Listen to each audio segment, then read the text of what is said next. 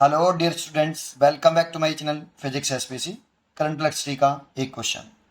The effective resistance of the network between points A and B is चार। ये figure दे रखा है 400। देखते हैं क्या सॉल्व करें। देखो ए और बी से सबसे पहले बैटरी जोड़ लो आप। इसका ये पोटेंशियल डिफरेंस वी मान लो। अगर इसका पोटेंशियल डिफरेंस वी माना है तो देखो ये लो पोटेंशियल होता है, इसे हम जीरो मान लेते हैं, तो इसका पोटेंशियल 0 वोल्ट और इसका पोटेंशियल वी वोल्ट। अब देखो इस वाले पॉइंट का पोटेंशियल अगर हम कुछ भी लेट कर लें, जैसे एक्स लेट कर लेते हैं, और इसका तो जीरो है ये। अच्छा, ये पॉइंट दिख रहा है और ये वाला पॉइंट दिख रहा है, ये दोनों एक जीरो रेजिस्टेंस के वायर से जुड़े हुए हैं। ये वाला क्योंकि रेजिस्टेंस को हम ऐसे शो कर रहे हैं, तो ये जीरो रेजिस्टेंस का वायर है, तो इन दोनों पॉइंटों के पोटेंशियल सेम होंगे। ये अगर इसका पोटेंशियल वाई होगा तो इसका भी पोटेंशियल वाई होगा। जरा सुना कैसे। तो for connecting wire, for connecting wire, वैसे तो ऐसा होता नहीं कि कोई भी वायर हो उसका रेजिस्टेंस जीरो हो, लेकिन जब ऐसे बना दें तो रेजिस्टेंस को हम तो ऐसे रिप्रेजेंट कर रहे हैं, तो ये एज्यूम किया जाता है कि इस वायर का रेजिस्टेंस लगभग जीरो है।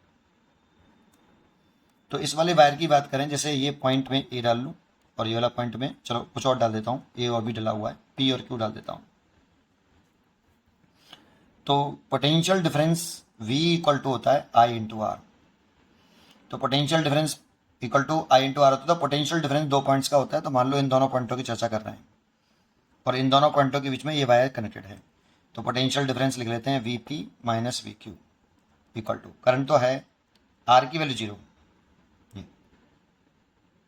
तो R अगर जीरो रेजिस्टेंस का वायर है तो उस वाली कंडीशन में पोटेंशियल डिफरेंस जीरो हो गया। इन दोनों पॉइंटों का पोटेंशियल डिफरेंस जीरो हो गया, तो ये VP बराबर VQ। तो P पॉइंट का और Q पॉइंट का पोटेंशियल सेम हो गया बेटा, पोटेंशियल। तो इसीलिए मैंने इसका वाई वाई मान लिया है। P पॉइंट का पोटेंशियल और Q पॉइंट का पोटेंशियल वाई लेट कर लिया मैंने, सेम है। अब जरा समझते हैं। ये देखो ये साफ दिख रहे हैं कि ये वाला रेजिस्टेंस और ये रेजिस्टेंस सीरीज कॉम्बिनेशन में है। यहाँ से करंट डिवाइड होगी इधर की तरफ, तो इसमें और इसमें करंट सेम रहेगी देखो, और इसके दोनों का एंड भी जुड़े हुए हैं, तो ये दोनों सीरीज में हैं। तो एक काम करिए, सबसे पहले इसको रीड्रॉ कर लीजिए। ये 2R/3, इसको ऐसे, ये आ रहे हैं यहाँ पे, ये और ये सीरीज में, तो सीरीज में क्या होता है R1 प्लस R2, तो इन दोनों का रेजिस्टेंस हो जाएगा 2R। और ये इसमें अगर ध्यान से देखो तो ये भी दोनों एक दूसरे से जुड़े हुए हैं, इसमें भी करंट सेम होगी, तो ये दोनों भी सीरीज में हैं, तो ये दोनों सीरीज में हो गए, ये और ये सीरीज में दिख रहे हैं, तो ये 2R हो गया।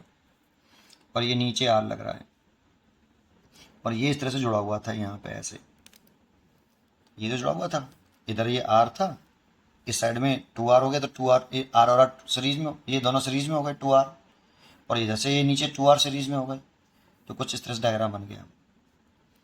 तो इसका वोल्टेज था 0 वोल्ट, इसका मैंने माना था Y वोल्ट, इसका भी Y वोल्ट, पोटेंशियल सेम है, और इसका मैंने X वोल्ट मान लिया था पोटेंशियल, और इसका मैंने V दे रखा है। तो जरा ध्यान से देखो, इसके अक्रॉस जो पोटेंशियल डिफरेंस है, पोटेंशियल ड्रॉप है, वो x माइनस वाई है, और इसके अक्रॉस भी x माइनस वाई है। तो इस रेजिस्टेंस के across potential difference x minus y है, और इसके अक्रॉस x माइनस वाई है, इसीलिए ये दोनों पैरेलल कॉम्बिनेशन में है। और इधर से देखें तो इन दोनों, इस रेजिस्टेंस के अक्रॉस पोटेंशियल डिफरेंस y है, y माइनस के 0, और इधर भी देखें तो y माइनस के 0, तो ये दोनों पैरेलल में हैं। तो पहले इन दोनों को पैरेलल कर लो और फिर इन दोनों को पैरेलल कर लो, और पैरेलल में कर लें तो ये डायग्राम कुछ इस तरह से बनेगा। 2R/3 इन दोनों का एक हो जाएगा, ये इसका, फिर इन दोनों का एक हो जाएगा।